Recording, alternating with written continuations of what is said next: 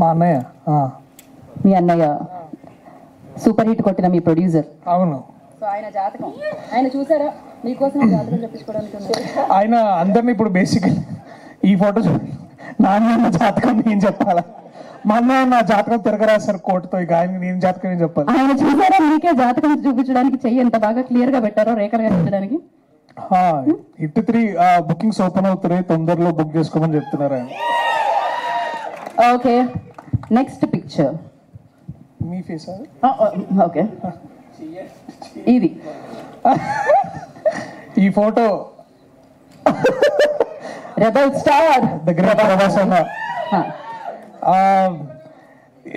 మళ్ళీ సినిమా వస్తే తెలుగు సినిమా జాతకం మళ్ళీ బాగుంటుంది. పెళ్లి గురించి నో కామెంట్స్. సో మోస్ట్ ఈయన చూసారా? మీకోసమే ఆయన చెయ్యాలా పెట్టారు. నన్ను బాగా ఇరికిచ్చారు.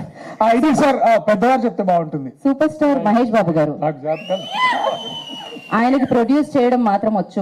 నేను ప్రస్తుతానికి జాతకాలు చెప్పను. అసలు చెప్పాల్సింది శ్రీని అన్న, ఆయన చెప్పట్లేదు, ఆయన ఎటు దాక్కున్నాడు. బట్ సార్ మీరేమైనా ప్లీజ్. మహేష్ బాబు గారి జాతకం చెప్పడానికి ఏముంటుందండి, ఇంకా ఆయన the biggest film of this country చేస్తున్నారు. సో తెలుగు చలనచిత్ర జాతకం మారాలని కోరుకుంటున్నా సినిమాతో. అంతకంటే ఏం చెప్తాం మనం. So exactly really looking forward to that. So I think it's better. Sir final గా ఈ జాతకం ఏం చెప్తారు సార్? సార్ చూడండి సార్, ఈ జాతకం